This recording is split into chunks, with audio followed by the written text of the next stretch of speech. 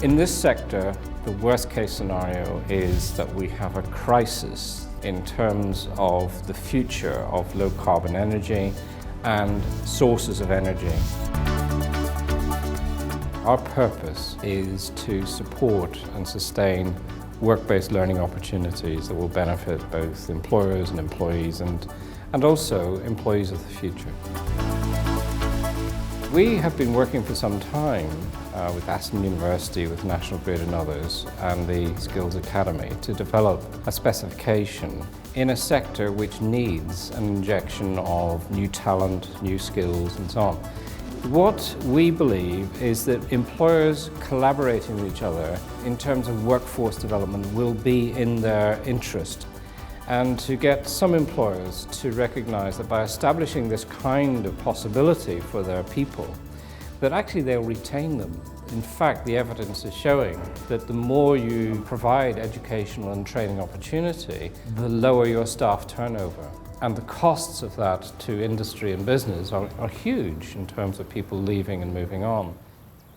Well, the Skills Academy for Power was developed out of a collaboration of various employers within the power sector, deciding that actually they couldn't address the skills problems that they had in isolation. It does seem rather strange that these very heavily competing bodies have managed to come together on this matter. I think it was a realisation that actually they cannot address the skills issue on their own, and if they continue to try and do so, actually would damage the industry and damage UK economy as a whole. So despite these challenges, they have come together, and the very fact that the Skills Academy exists with their backing, including their support and financial support, just goes to show that actually they're right behind what we're doing here. The employers will benefit from the foundation degree because it speeds up the time it takes to get qualifications into the marketplace. Therefore, it reduces the cost, improves efficiency, and because we've got a two-way communication, it makes sure that the learners coming out of the qualification at the end of it are actually what the employers need. E.ON have worked for probably the last 2 years with E-New Skills, foundation degree forward, to develop a new foundation degree. Since we've been using the Power Engineering foundation degree, we've been able to ensure that the qualification is fit for purpose for our business going forward. The content is right for us, very much heavy current based, so our engineers can learn all of the elements that they need to bring back into the workplace so that we've got engineers fit for the future for rebuilding our network. Close the circuit breakers. There's a lot of individual study at home to do, and I'm a single mum, so I've managed to work that in with my daughter, so we sit and do homework together. She understands all about picofarads and microhenries and all sorts of electrical terminology where she's looking at what I'm doing. But it's been brilliant. I've really enjoyed it,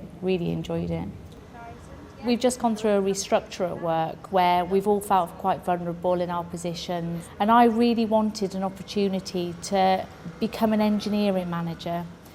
And it's given me that opportunity because I now meet the skill requirement on the role profile, and I feel that it's given me the confidence to do it as well. Whereas before, going in to manage engineers and craftsmen that really understand what they're talking about electrically and how the network operates, I perhaps would have felt a bit vulnerable, but I now feel empowered to do my role, and I feel as I've got their respect. Well, at the end of it, when I finish, I expect to get a qualification, of course, so I'll have a foundation degree. I can see a good career path, and with the skills gap, it creates opportunities. It is obvious there is going to be a lot of developments in the pipeline, and a lot of them are going to be, I'm sure, very exciting, and I hope to be involved in those. So it is inspiring. It is definitely a room stopper. The room goes quiet when people say to me, "What do you do?" Electrical engineering.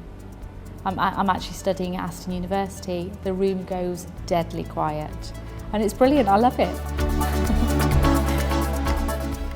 I think one of the things we have to do is to present the opportunities there are in this sector in a very much more positive light. Becoming an engineer has not necessarily been seen in the past as being an exciting career.